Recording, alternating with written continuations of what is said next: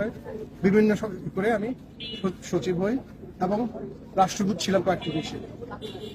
আমাকে 2017 সালের ইলেকশনের আগে আমি এয়ারপোর্ট যাচ্ছিলাম আমার মেয়েকে আনার জন্য। আমাকে 8-10 জন লোক বহুদিন ধরে ফলো করছিল।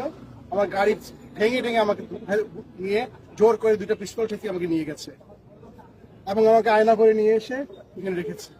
আমি যেহেতু সেনাবাহিনীর অফিসার এবং এই ঢাকারই অফিসার, আমি ঢাকা সেনাবাসী ছিলাম, আমি জানতাম কোথায় আমাকে রাখা হচ্ছে এবং সেইখানে প্রচন্ড নির্যাতন করা হতো লোকদেরকে। কয়েকজন গুটি কয়েক আমাদের পলিটিক্যাল অফিসার যারা সেনাবাহিনীর বাণিজ্য ডুবিয়ে দিয়েছে ডিজিএফআই থেকে তারা স্বার্থন্বেষী কতজন লোক মেরেছে তারা খোদায় জানে। তারা এবং র্যাব এবং অন্যান্য যারা এখানে আছেন, বিচার বহির্ভূত হত্যা, গুম, খুন, ক্রাইম এগেইনস্ট হিউম্যানিটি। আমার দোষ কি ছিল? আমি কোন রাজনৈতিক কমিউনিটিতে কখনো আমি কোনো দলও করিনি। আমি সরকারি কর্মকর্তা ছিলাম একজন। আমার দোষ ছিল যে আমি লেখালেখি করতাম।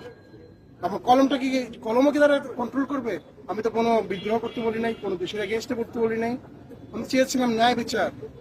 এই ন্যায় বিচারের জন্য কি আমাকে 16 মাস এই ডাঞ্জনের মানে কি বলে আয়না করে ফেলে রেখে মাটির তলের মধ্যে একটা অন্ধকার রুমে আমি যে কত ক্ষতিগ্রস্ত হয়েছি ফিজিক্যালি সেটা আমি বলে বোঝাতে পারবো না।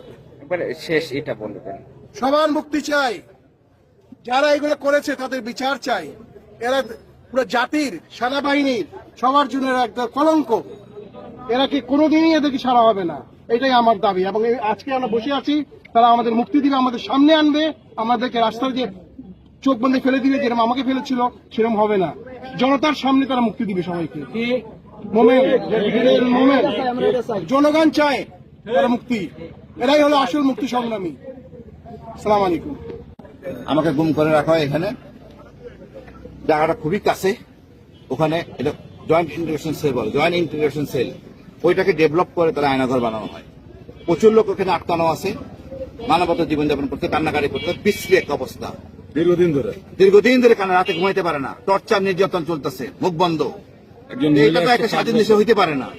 আমরা কারো পরাধীন না, কাউকে উঠে নিয়ে রাখা যায় না এইভাবে। এই সেনাবাহিনী আমাদের গর্বের সেনাবাহিনী, স্বাধীনতার প্রতীক সেনাবাহিনী। এই সেনাবাহিনীর উপর বন্দুক রেখে কিছু অসৎ ডিজিএফআই কর্মকর্তা রাজনৈতিক সুবিধা নেওয়ার জন্য সেনাবাহিনীকে বদনামে ফেলতে পারে না। এই লোকদেরকে চিহ্নিত করতে হবে, বিচারে আনতে হবে, আমরা এদেরকে সবাইকে থাকতে হবে, জবাবদিহির মনে আনতে হবে। আমরা চাই ন্যায় বিচার, শান্তি শৃঙ্খলা। সেনাবাহিনী গর্বের সেনাবাহিনী থাকবে। সেনাপ্রধানের নিরপেক্ষতার জন্য তার অগ্রণী ভূমিকা থাকা দরকার আছে।